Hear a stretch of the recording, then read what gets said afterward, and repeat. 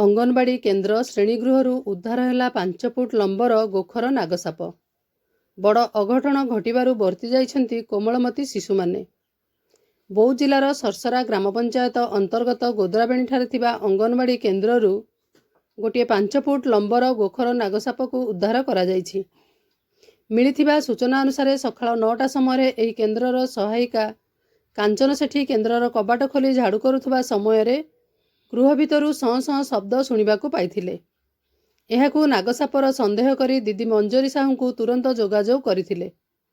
ଏହାପରେ ଅଙ୍ଗନବାଡ଼ି ଦିଦି ସାପଧରାଳି ବନ୍ଧାପଥର ଗ୍ରାମର ବୈରାଗୀ ଭବସାଗରଙ୍କୁ ଡକାଇ 5 ଫୁଟ ଲମ୍ବର ଗୋଖର କୋଳଥିଆ ନାଗସାପକୁ ଉଦ୍ଧାର କରିଥିଲେ। ଅଳ୍ପ ସମୟ ପରେ ଏଠାକୁ ଖାଦ୍ୟ ଖାଇବା ପାଇଁ କୋମଳମତି ଶିଶୁଙ୍କର ଆସିବାର ଥିଲା। ସହାୟିକାଙ୍କର ଏପରି ବୁଦ୍ଧି ପ୍ରୟୋଗ ଯୋଗୁଁ ବଡ଼ ଅଘଟଣ ଘଟିବାରୁ ବଞ୍ଚି ଯାଇଛନ୍ତି କୋମଳମତି ଶିଶୁମାନେ। ପ୍ରତ୍ୟକ୍ଷଦର୍ଶୀଙ୍କ କହିବା ଅନୁସାରେ ଏହି ଅଙ୍ଗନବାଡ଼ି କେନ୍ଦ୍ରର ପଛପଟେ ଗୋଟିଏ ନାଳ ପ୍ରବାହିତ ହେଉଛି ଓ ସବୁବେଳେ ସବୁ ସମୟରେ ଆବର୍ଜନାରେ ପୂରି ରହୁଛି।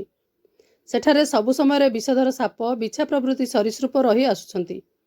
ସେଥିପାଇଁ ଏହି କେନ୍ଦ୍ରରେ ତୁରନ୍ତ ବାଉଣ୍ଡରୀ କରିବାକୁ ଦାବି କରିଛନ୍ତି ଏଠିକାର ଅଧିବାସୀଗଣ।